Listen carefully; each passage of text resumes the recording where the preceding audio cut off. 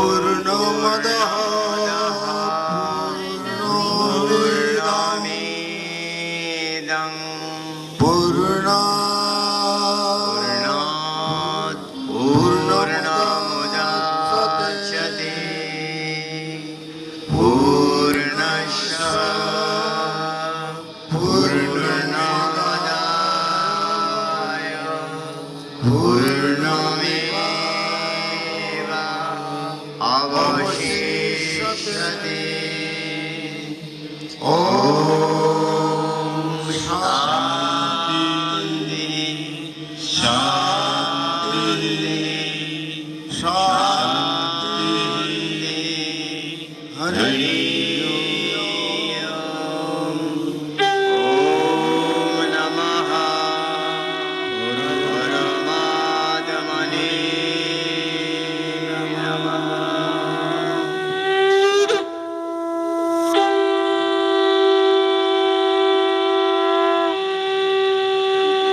উলুধ্বনি করেন, সবাই একটু উলুধ্বনি করেন।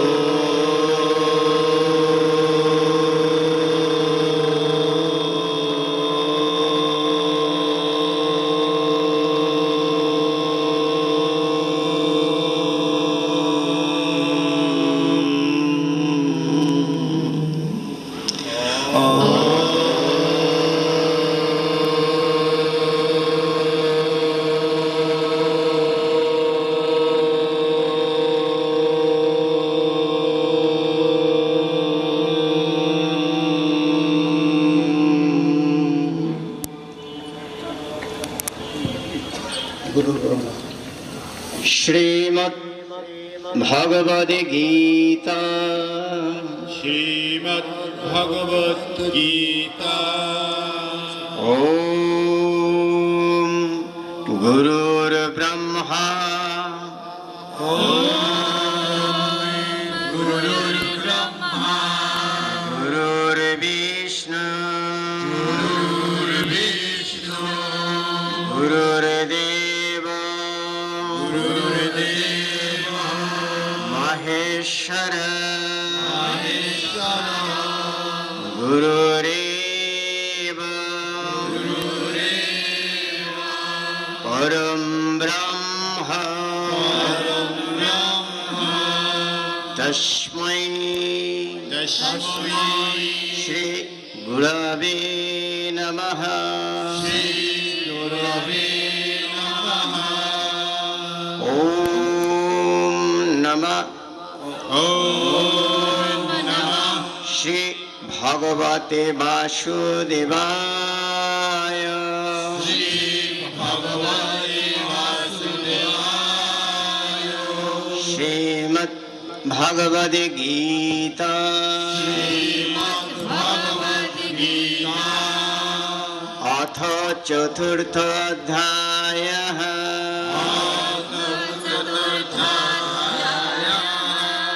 ज्ञानयोगः। श्री भगवानुवाच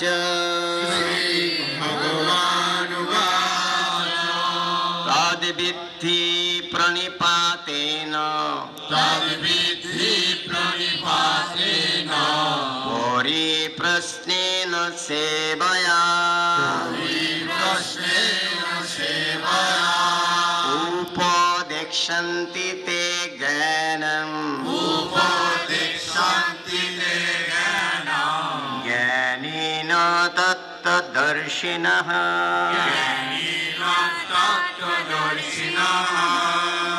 অনুবাদ। পবিত্র গীতায় শ্রী ভগবান বলেছেন, জ্ঞানীদেরকে প্রণাম, ও সেবা শুশ্রূষাপূর্বক ভক্তি সহকারে প্রশ্ন করো। তত্ত্বদর্শী জ্ঞানীগণ তোমাকে জ্ঞান দান করবেন। নাহি জ্ঞানেন সদৃশম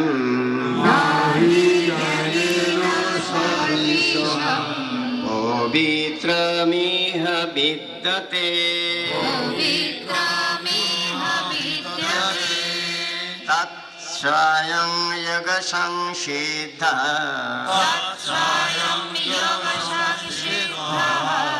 কালেনাত্মানি বিন্দতি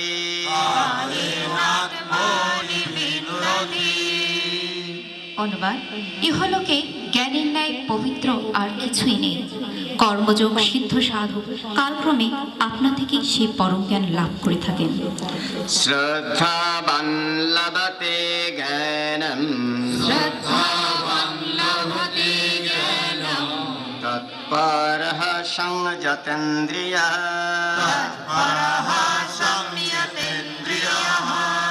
জ্ঞানং লব্ধা পরম শান্তিং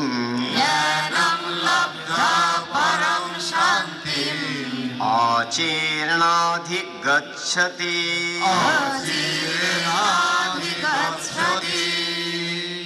অনুবাদ: যিনি শ্রদ্ধাবান, নিষ্ঠাবান এবং ইন্দ্রিয়গণকে জয় করেছেন তিনি জ্ঞান লাভ করেন। জ্ঞান লাভ হলে তিনি অচিরে পরম শান্তি প্রাপ্ত হন। অথ গীতা মহাত্ম শ্রী ভগবান বাচ গীতা স্বয়ং তিষ্ঠামি গীতা মে পরমং গৃহম গীতা জ্ঞানম সমাশ্রিত ত্রিলোকিম পরমহম। অনুবাদ: শ্রী ভগবান বলেছেন, আমি গীতার আশ্রয়ে অবস্থান করি। গীতা আমার পরম গৃহ। গীতার জ্ঞানকে অবলম্বন করে আমি ত্রিলোক পালন করি। নমস্কার। নমস্কার।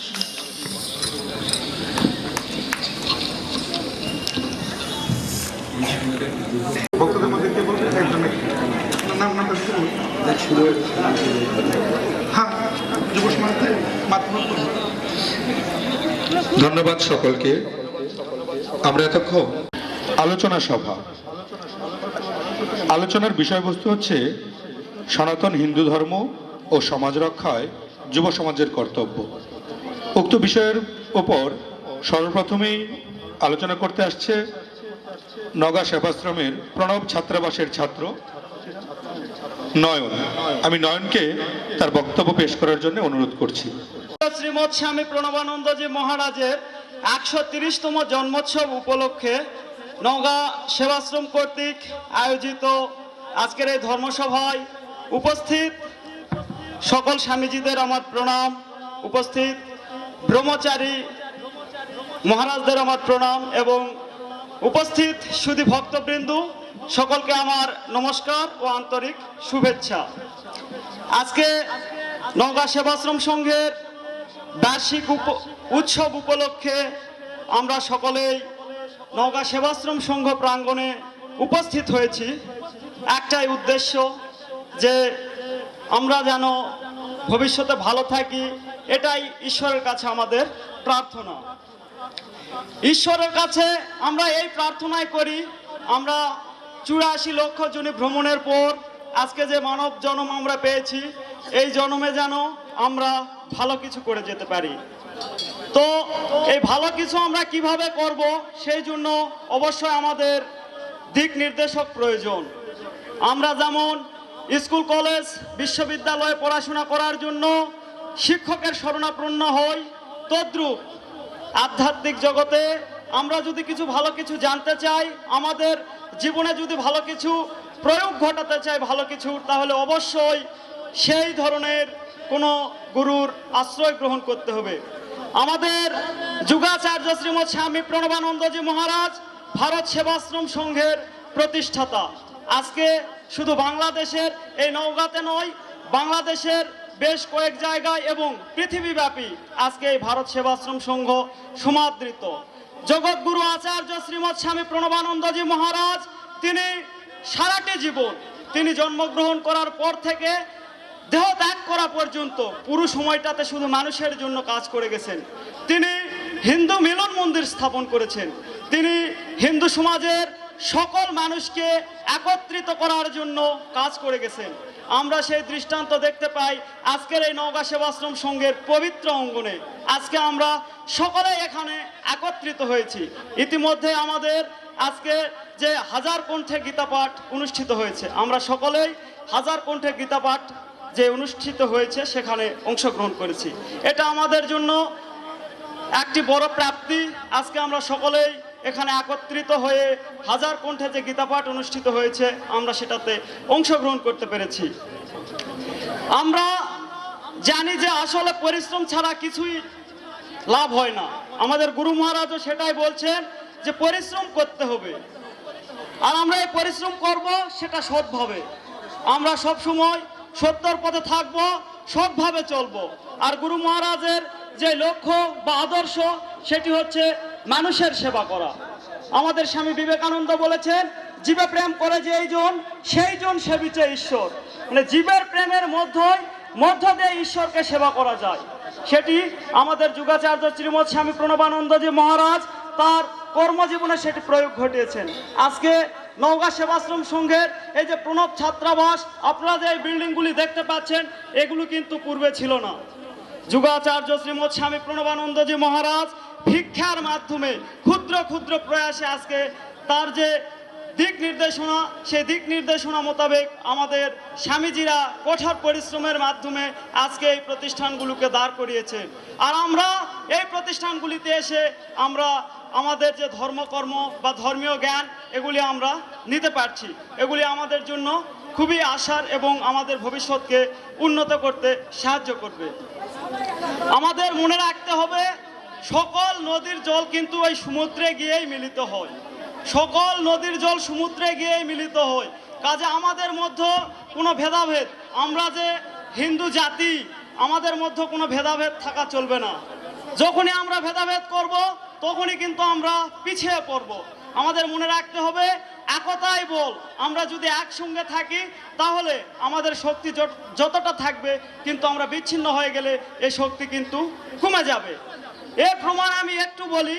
আজকে সকালেই বা আমরা এই অনুষ্ঠানের কয়েকদিন এখানে যে কাজগুলো করতেছি, এখানে বিভিন্ন জায়গা থেকে, বিশেষ করে বালুঘা মিলন মন্দির থেকে আমাদের যুবক ভাইরা এসেছে, আমি তাদের ধন্যবাদ জানাচ্ছি। এবং আমাদের প্রণব ছাত্রাবাসের ছাত্ররা, তাছাড়াও বিভিন্ন জায়গা থেকে ভক্তবৃন্দ, তারা বিভিন্নভাবে এই অনুষ্ঠানে সহযোগিতা করছে। তো এখানে অনেক চেয়ার রয়েছে, এই চেয়ারগুলো একটু ময়লা ছিল, যেগুলো ঘরের মধ্যে রাখা ছিল। তো আমরা সকালে সেগুলি মোছার কাজে লাগি, মানে মোছার কাজে। তো এতগুলো চেয়ার ছিল যে আমরা যদি কয়েকজন থাকতাম আজকে দুপুর পর্যন্ত হয়তো বা সময় লেগে যেত। কিন্তু আজকে যুবকরা একসঙ্গে সেই কাজটা করার ফলে কয়েক মিনিটের মধ্যে সেই কাজটা হয়ে যায়। এই জন্যই গুরু মহারাজ সব সময় যুবকদের প্রাধান্য দিয়েছেন। যুবকরাই হচ্ছে আগামীর নেতা নায়ক এবং আগামীর নেতৃত্ব দিবে। এই জন্য গুরু মহারাজ যুবকদের বলেছেন, বিশেষ করে ছাত্রদের, যে 10 ঘন্টা পড়ালেখা করতে হবে। আমরা যদি গুরু মহারাজের যেই 10টি সঙ্ঘবাণী আছে, এই সঙ্ঘবাণীকে ফলো করতে পারি, জীবনে যদি কাজে লাগাতে পারি, এই সঙ্ঘবাণীকে যদি আমরা অনুসরণ করে সেগুলি আমাদের জীবনে যদি কাজে লাগাতে পারি, আমাদের মনে হয় কারোই পিছিয়ে পড়ার কোনো সম্ভাবনা থাকবে না। গুরু মহারাজের 10 নম্বর যে সঙ্ঘবাণীটি রয়েছে, পরম মিত্র কি, আমি 10 নম্বরটা বলছি, পরম মিত্র কি, উদ্যম, উৎসাহ, অধ্যবসায়। দেখুন কত সুন্দর একটা বাণী। একজন ব্যক্তির মধ্যে যদি উদ্যম, উৎসাহ এবং অধ্যবসায় থাকে, সেই ব্যক্তি কখনোই সেই ব্যক্তির পিছিয়ে পড়ার সম্ভাবনা থাকে না। অবশ্যই সেই ব্যক্তির উত্তর কল্যাণ সাধিত হবে। গুরু মহারাজ বলেছেন যে মানুষের জন্য কাজ করতে হবে। কাজেই আমরা সকলেই গুরু মহারাজের যে দিক নির্দেশনা সেগুলি লক্ষ্য রেখে আমরা সামনে এগোবো এবং সকলের সর্বোপরি মঙ্গল সাধিত হোক। পরিশেষে সকলের শিরে গুরু মহারাজের আশীর্বাদ বর্ষিত হোক, এই প্রার্থনা করে শেষ করছি। সকলকে নমস্কার।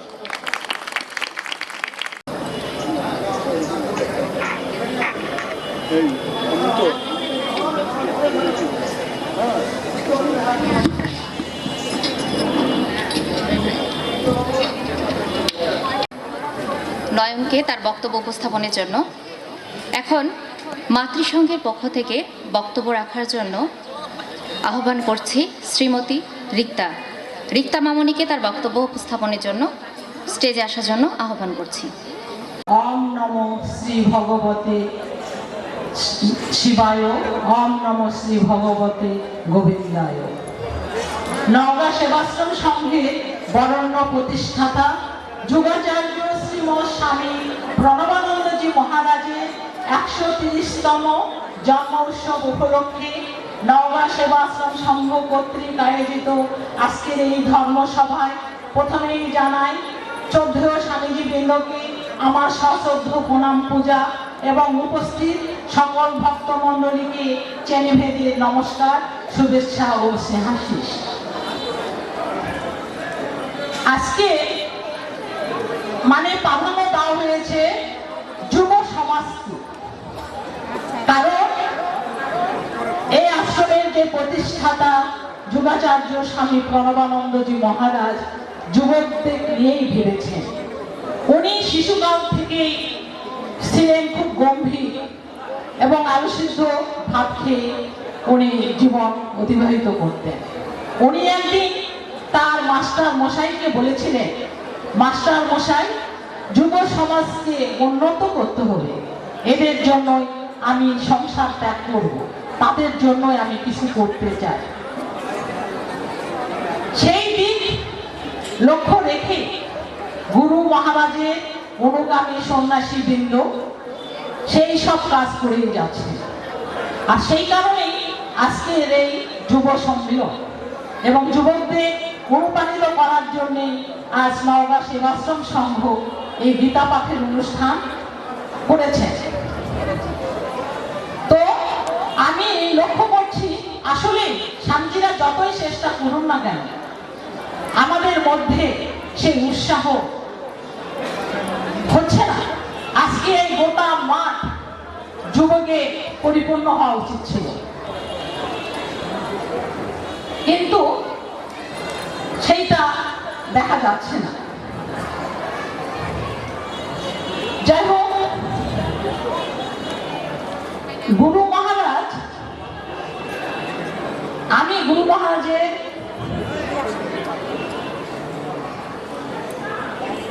একজন সন্তান।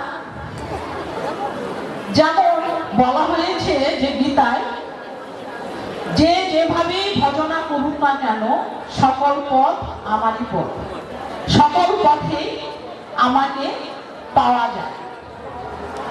আমাদের হিন্দু সমাজে বহু মত এবং পথ আছে, সেই প্রত্যেক পথেই আমরা ভগবানের চরণে আসতে পারি। কিন্তু সবাই আমরা সমাজে দেখতে পাই, কেউ বলতেছে যে ভগবান শ্রীকৃষ্ণ ছাড়া কোনো ভগবান নয়, কেউ আরব্ধ নয়, শিব ভগবান নয়, কৃষ্ণ ভগবান নয়, না কালী ভগবান নয়, দুর্গা নয়, এরকম মতভেদ দেখা যায়। আসলে আপনি যে মন্ত্রই পাঠ করুন না কেন, এর প্রথম বীজ মন্ত্রই হচ্ছে অম। অম বাদ দিয়ে আপনি যে মন্ত্রই জপ করেন না কেন, সেটা বৃথা।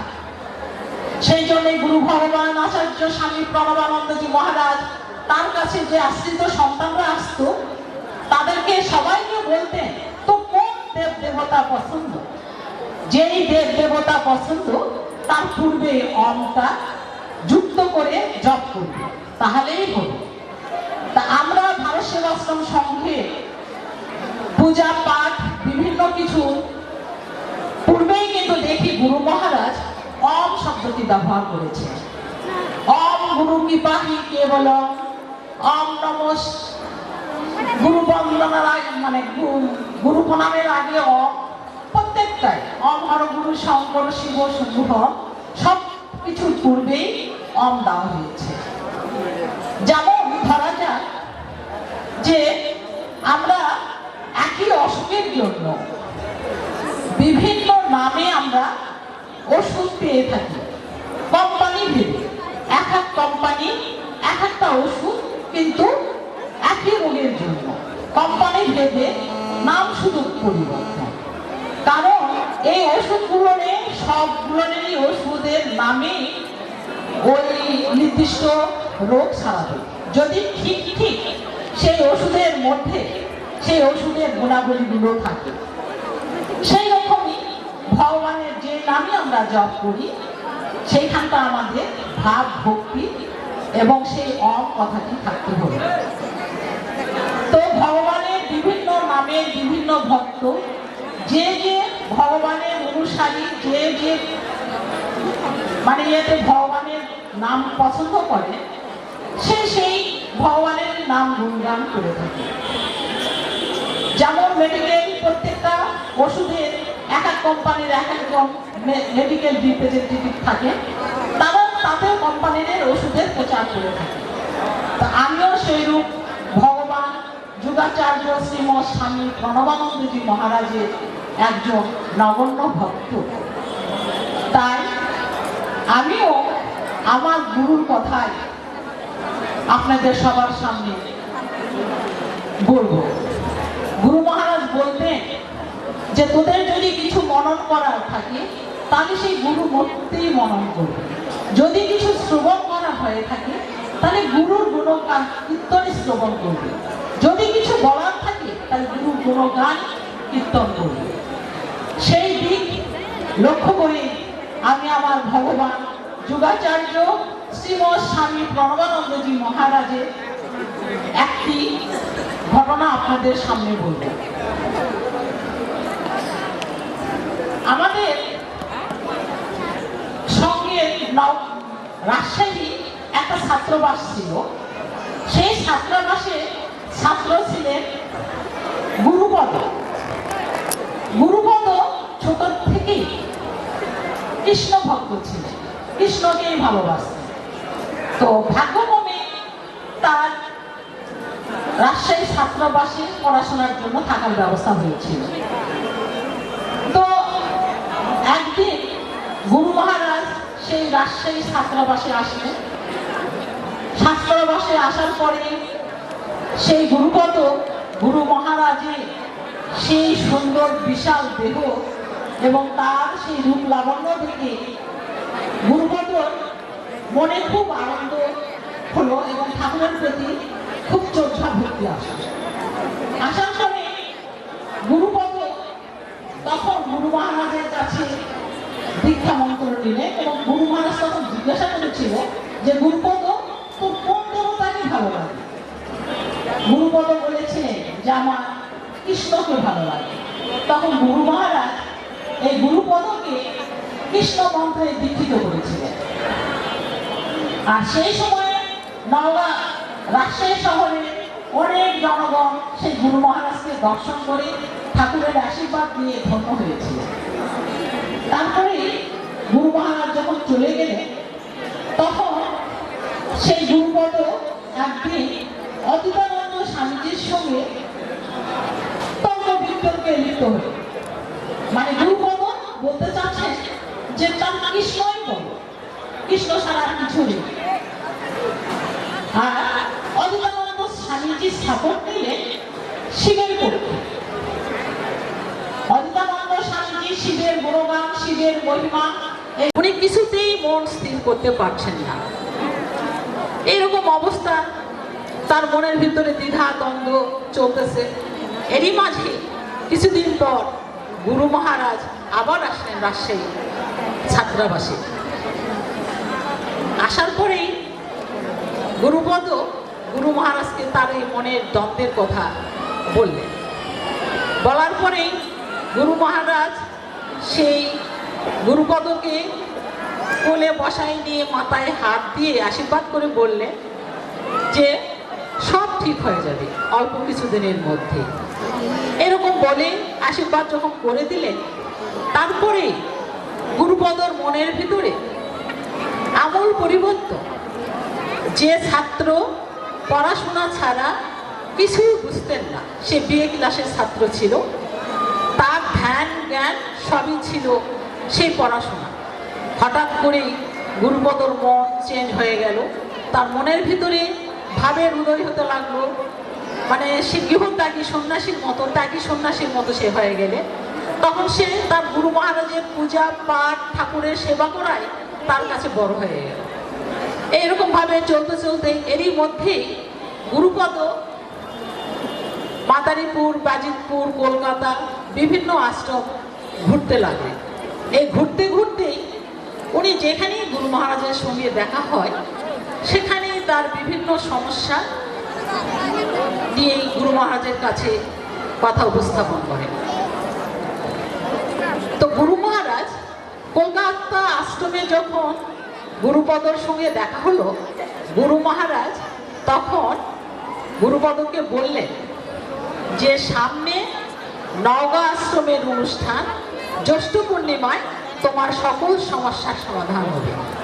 আমাদের এই নওগাঁ সেবাশ্রম সংঘে গুরু মহারাজ যখন স্থূলদেহ ছিলেন তখন বৈশাখী পূর্ণিমা অর্থাৎ জ্যৈষ্ঠ মাসে এই নওগাঁ সেবাশ্রমের এই বার্ষিক উৎসব উদযাপিত হতো।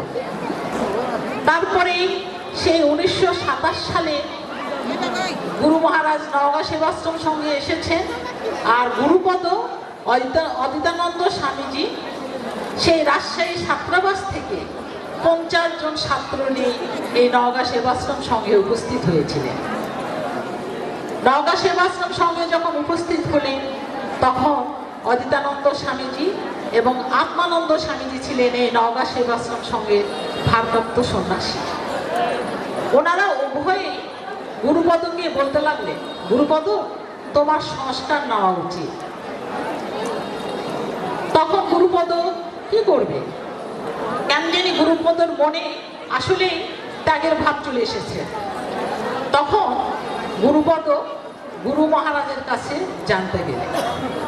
তখন কিন্তু নওগাঁ সেবাশ্রম সংঘের চিত্র কিন্তু এরকম ছিল না। আমরাও ছোটবেলায় এই নওগাঁ আশ্রমে ছোট্ট একটা ঠাকুরের মন্দির আর দুটা ঘর দেখেছিলাম। তো গুরু মহারাজ তখন এই নওগাঁ সেবাশ্রম সংঘে এই মাটিতে তাঁবু খাটিয়ে থাকতেন। আর এই নওগাঁ আশ্রম আসলে সেই কারণেই নওগাঁ সেবাশ্রম সংঘ একটা পবিত্র তীর্থভূমি। গুরু ভগবান যেখানে বসবাস করে তার নিচে 14 হাত মাটি পর্যন্ত পবিত্র হয়ে যায়। তাই তো আমরা মনে করি নওগাঁ সেবাশ্রম একটা মহান তীর্থভূমি। এই তীর্থভূমিতে যারাই আসবেন তারাই ভাগ্যবান এবং ভাগ্যবতী। তো সেই এইরকমই আমাদের কোনো এক জায়গায় তাঁবু খেতে গুরু মহারাজ সেখানে অবস্থান করছেন। তো গুরুপদ সেই তাঁবুর মধ্যে ঢুকে যে গুরু মহারাজকে বললেন যে ঠাকুর আমাকে কি সংস্কার নিতেই হবে? তখন গুরু মহারাজ একটু মিষ্টি হেসে বলল, হ্যাঁ নিতে হবে। তো সেদিন ছিল পূর্ণিমা। তো গুরু মহারাজ তখন নিতে বললেন যখন গুরুপদকে, তখন গুরু মহারাজ বলছে যে আমি যে সকালে কিছু খেয়ে ফেলেছি, কারণ এই সংস্কার নিতে গেলে না খেয়ে উপবাস থাকতে হবে। তো গুরুপদ বলতেছেন যে খেয়ে ফেলেছি। তখন গুরু মহারাজ বলছেন ও কিছু না, তোমার জন্য কিছু লাগবে না, তুমি প্রস্তুত হও। সেই দিন রাত 12টার থেকে 1টার মধ্যেই গুরুপদর সংস্কার হয়ে গেল। গুরুপদ সংস্কার করার পরেই গুরুপদর মনে আমূল পরিবর্তন। উনি গুরু মহারাজের চরণে লুটে পড়লেন এবং উনি বুঝতে পারলেন যে গুরু মহারাজের মধ্যে শিব কৃষ্ণ সব একাকার হয়ে যাচ্ছে। ওনার ভিতরে তখন প্রতিষ্ঠিত হলো যে গুরু মহারাজই স্বয়ং শিব এবং কৃষ্ণ, এর মধ্যে কোনো ভেদ নাই। এই মন্ত্র পাওয়ার পরে গুরুপদর মনের পরিবর্তন। তারপরেই গুরুপদ সংস্কার হয়ে সন্ন্যাসী হন, নাম হয় কৃষ্ণানন্দ। যেহেতু উনি কৃষ্ণ প্রেমেই আগে ছিলেন সেই জন্য ওনার নাম রাখা হলো কৃষ্ণানন্দ। এই কৃষ্ণানন্দ স্বামীজি একদিন এরকম ভাবছিলেন যে একটা ছবি দেখেছেন যে নরসিংহ রূপ ধরে ভগবান তার কোলে প্রহ্লাদকে আদর করছে। কৃষ্ণানন্দ স্বামীজিরও মনে একদিন এরকম উদয় হলো, এরকম ভাবে যদি আমার ভগবান যুগাচার্য শ্রীমৎ স্বামী প্রণবানন্দজি মহারাজ আমাকেও কোলে নিয়ে আদর করতেন, এইরকম যখন ভেবেছে, তার কিছুক্ষণ পরেই এক সেবক এসে কৃষ্ণানন্দ স্বামীজিকে বললেন যে গুরু মহারাজ আপনাকে ডাকতেছেন। তারপরে যেই কৃষ্ণানন্দ গেল, গুরু মহারাজ কৃষ্ণানন্দকে কোলে তুলে নিয়ে অনেক আদর করলেন। কৃষ্ণানন্দের মনে সেই আশা পূর্ণ হলো। দেখো গুরু মহারাজ কে? গুরু মহারাজ স্বয়ং অন্তর্যামী। আমরা আজকে মাঠে বসে যে যেমনই ভাবছি না কেন, সবই গুরু মহারাজের মনে মানে জাগ্রত হচ্ছে। আপনারা যদি ঠিক ভাবে গুরু মহারাজকে সেই ভাব নিয়ে ঠাকুরের কাছে আপনার মনের আকুতি মিনতি যদি করে থাকেন, ঠাকুর আপনার ঠিকই মনের আশা পূরণ করবে।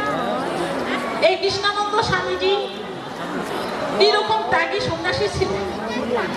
দেখুন, একবার ব্যাজিতপুরে গুরু মহারাজ তার প্রসাদ নেওয়ার পরে বাইরে বসে তার সন্তানদের নিজে হাতে মানে নির্দেশনা দিয়ে পরিবেশন করাতে, কাকে কি দিতে হবে। একদিন কৃষ্ণানন্দ স্বামীজিকে বললেন যে কৃষ্ণানন্দ, তুমি ওই খিচুড়ি বালতি থেকে দুর্গাবু খিচুড়ি নিয়ে খেয়ে নাও, খাওয়া দাওয়ার পরে সকল স্বামীজি সন্ন্যাসীদের তুমি পরিবেশন করো। কৃষ্ণানন্দ স্বামীজি গুরু মহারাজের কথা মতো প্রসাদ গ্রহণ করে অন্য সন্ন্যাসীদের প্রসাদ বিতরণ করবে, এরকমভাবে প্রস্তুত হলেন। তো গুরু মহারাজ কৃষ্ণানন্দ স্বামীজিকে গুরু মহারাজের পাশে একটা বয়ান দেখে বলল, কৃষ্ণানন্দ, এই বয়ানটা খুলে এখানটা একটু ঘি আছে, এই ঘিটা সবাইকে খিচুড়ির সাথে সাথে একটু করে দিয়ে দাও। তো কৃষ্ণানন্দ স্বামীজি ঘিয়ের সেই মুখ খুলে সেই ঘিয়ের এত সুন্দর গন্ধ এবং এত মানে তার রং দেখে তার মনের ভিতরে খুব লোভ হলো, কেন গুরু মহারাজ সবাইকে খেতে দিতে বললো, অথচ আমাকে কেন একটু খেতে দিল না। যে এরকম ভেবেছে, গুরু মহারাজ বলছে, কৃষ্ণানন্দ, সবাইকে পরিবেশন করার পরে তুমি আবার একটু ঘি দিয়ে খিচুড়ি খেয়ে নিও। যে এরকম বলেছেন, কৃষ্ণানন্দ স্বামীজি তো লজ্জায় একেবারে নয়ে পড়ছে। তখন ওনার মনের ভিতরে ঘৃণা হলো যে আমি গুরু মহারাজ আমাকে যেহেতু ঘি খেতে দেয়নি, কেন আমি ঘিয়ের প্রতি আমার এই লোভ হলো। তখনই উনি প্রতিজ্ঞা করলেন যে জীবনে কোনোদিন আমি আর এই ঘি স্পর্শ করবো না। উনি যতদিন বেঁচে ছিলেন কোনোদিনই ঘি স্পর্শ আর করেননি। দেখুন, এইসব সন্ন্যাসীরা কোন জাতের সন্ন্যাসী? আমাদের শাস্ত্রে বলা আছে ভক্ত হচ্ছে 4 প্রকার। কি ভক্ত? আত্মভক্ত, তারপরে হচ্ছে আপনার অর্থার্থী ভক্ত, জিজ্ঞাসু ভক্ত আর জ্ঞানী ভক্ত। এই 4 ভক্তের মধ্যে কোন ভক্তকে বড় বলা হয়েছে? বলা হয়েছে জ্ঞানী ভক্তকে। তো এই সকল সন্ন্যাসীরা সবাই ছিলেন জ্ঞানী ভক্ত। তো এই জ্ঞানী ভক্তর মতো আজকেও আমরা যেন আমাদের মনের ভেদ সব কিছু ভুলে যাই, গুরু মহারাজ যে স্বয়ং শিব এবং কৃষ্ণ কালী, এটা যেন আমরা সবাই মনে করতে পারি। এর সঙ্গে আমি ব্যস্ত, কালকে আগের দিন একজন ভক্তের গল্প শুনলাম, ছোট্ট করে একটু বলে আমি আমার বক্তব্য শেষ করছি। সম্ভবত সেই ভক্ত হয়তো এই মঞ্চের সামনে কোথাও উপবেশন আছে। উনি আমাকে বলছেন, আমাদের স্বামীজির কাছে সে যখন মন্ত্র নিতে আসে, সুন্দরভাবে আবেগী ভাষায় শ্রী গুরু মহারাজের লীলা কীর্তন করলেন, লীলা স্মৃতি আমাদেরকে শ্রবণ করালেন। আলোচনা সভার এই পর্যায়ে আমরা একটি ভজন সঙ্গীত শ্রবণ করব। ভজন সঙ্গীত পরিবেশন করবেন বিপ্লব। আমি বিপ্লবকে একটি ভজন সঙ্গীত পরিবেশন করার জন্য অনুরোধ জানাচ্ছি।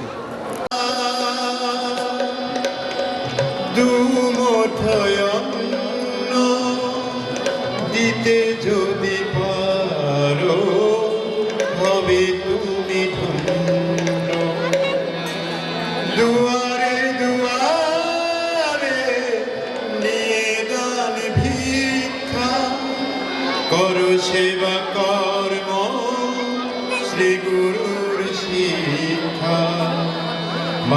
মানুষের ক্ষুধা দুমুঠয়ন্ন দিতে যদি পারো হবে তুমি ধন্য দুয়ারে দুয়ারে নিয়ে দান ভিক্ষা করো সেবা কর্ম শ্রী গুরুর শিক্ষা মানুষের ক্ষুধা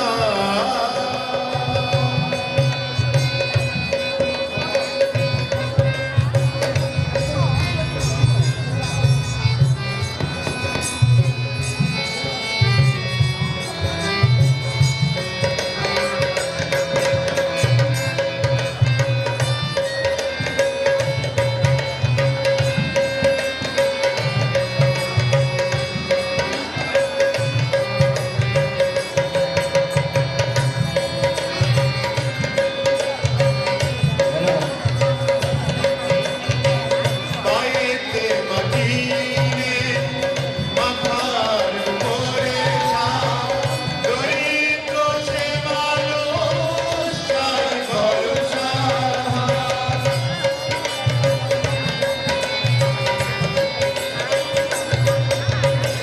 পায়েতে মাটি শুধু যত রে বোঝায় আছে মনে শুধু যত রে বোঝায় আছে মনে সেগুলো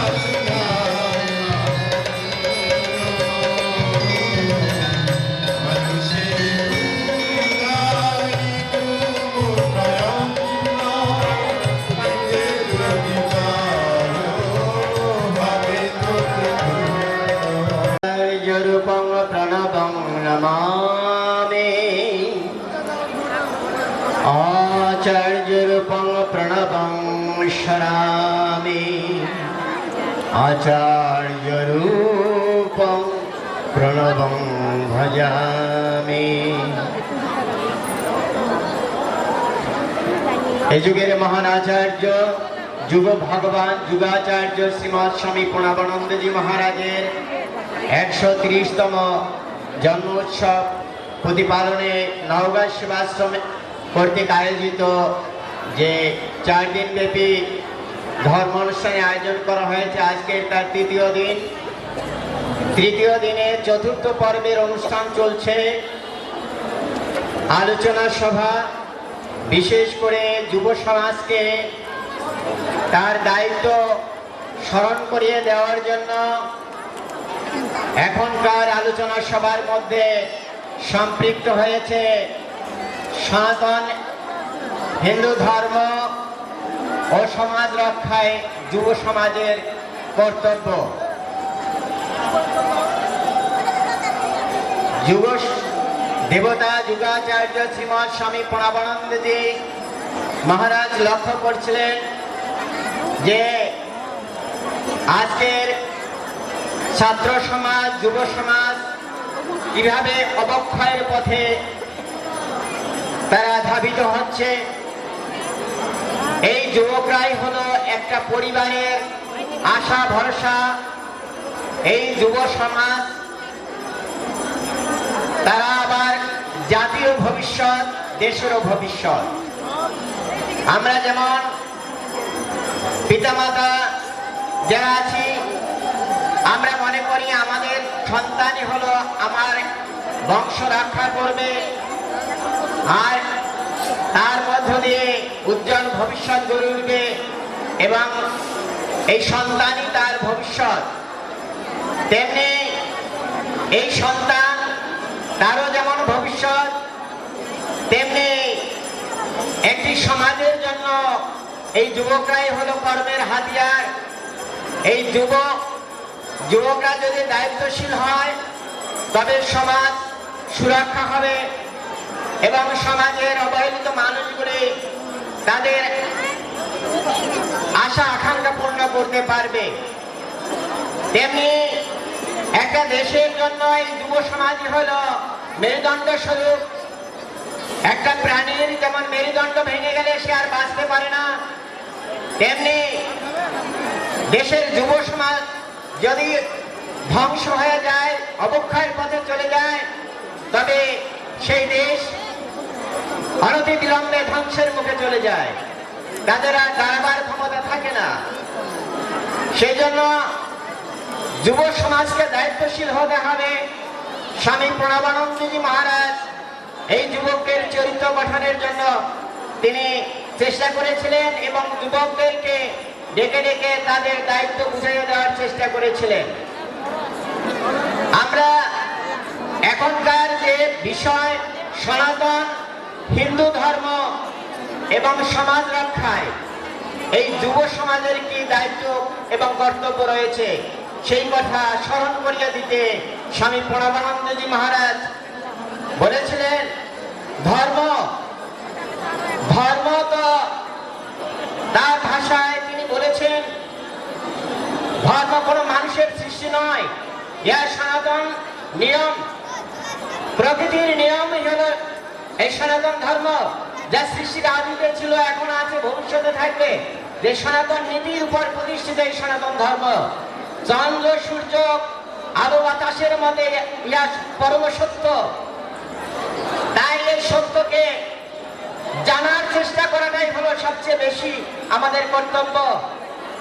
এই সনাতন ধর্ম কি? এই সনাতন ধর্ম কোনো মানুষের দ্বারা প্রবর্তিত হয়নি, কোন ব্যক্তির দ্বারা প্রবর্তিত হয়নি।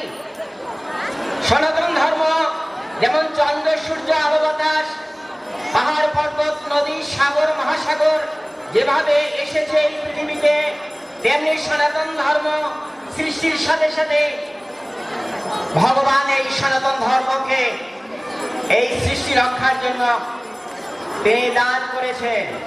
কিন্তু সৃষ্টির যারা আমরা মানুষ আছি, আমাদের উচিত কর্তব্য আমাদের ধর্মকে প্রতিপালন করা। আর স্বামী প্রণবানন্দজি মহারাজ তিনি তার একটি সংজ্ঞায় বলেছেন, ধর্ম কি? ধর্ম হল ত্যাগ, সংযম, সত্য, ব্রহ্মচর্য, সেবা।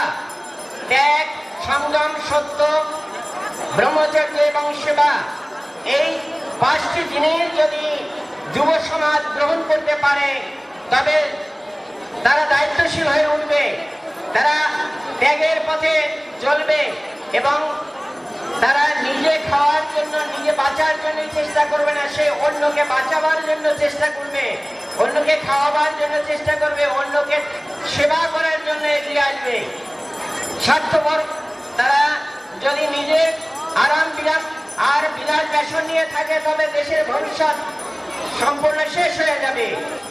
তাই যুব সমাজকে দায়িত্বশীল করার জন্য তিনি বলছিলেন, তোমার ধর্ম হলো ত্যাগ, সংযম, সত্য আর ব্রহ্মচর্য। এই ত্যাগ আর ভোগ, এই দুটি রাস্তা আমাদের সামনেই রয়েছে। এই ভোগে উন্মত্ত প্রীতি নিত্য নথুর দ্বন্দ্ব ঘোর কটিল পন্ত তার লোভ জটিল বন্ধ। যে এই আমাদের যত রকমের মারামারি, হানাহানি, যুদ্ধ, বিগ্রহ, এর পিছনে একটাই মাত্র কারণ হলো ভোগ। এই ভোগে উন্মত্ত হয়ে গেছে আজ, আর ভোগের নেশায় মানুষ দিক বিদিক জ্ঞান শূন্য হইয়া ভোগের পথে চলছে। কিন্তু সেখানে ত্যাগের আবহাওয়া সৃষ্টি করতে হবে। স্বামী প্রণবানন্দজি মহারাজ বলছেন, ত্যাগের মঞ্চে দীক্ষিত যারা মানুষ তো তারা নয়, মানুষের বেশে দিয়ে যায় তারা দেবতার পরিচয়। তাই যুব সমাজকে এগিয়ে আসতে হবে ত্যাগের মঞ্চে দীক্ষিত হওয়ার জন্য। এটা তাদের কর্তব্য, কেননা তারা নিজে উঠিয়ে অন্যকে উঠাবে, এই নিজে জাগিয়ে অন্যকে জাগাবে। দেশ আজ তাদের ভবিষ্যতের দিকে তাকিয়ে আছে, যুব সমাজ কেমন ভাবে গড়ে উঠবে। যুব সমাজ যেমন ভাবে গড়ে উঠবে, দেশ তেমনি উঠে দাঁড়াতে পারবে। কেননা যুব সমাজ হলো আমাদের কর্মের হাতিয়ার। যারা বৃদ্ধ বৃদ্ধা আছে এবং শিশু আছে, এই শিশুরা তাকিয়ে আছে তার বড় ভাই বোনদের দিকে, তারা যেভাবে চলবে আর তারাও সেইভাবে চলবে। আর বাবা মা তারা তো এখন কর্ম করতে পারবে না, তাই এখন তারা ভরসা করছে তার যুবক ছেলেটি কি করবে। যুব চরিত্র উন্নয়ন, এটা কিন্তু শুধু ছেলেদেরকে বলা হয়নি, যুব একটি শক্তি, একটা কর্মশক্তি। যুবক বৃদ্ধ বয়স যুব শক্তি থাকতে পারে, তার মধ্যে যদি কর্মের চেতনা থাকে,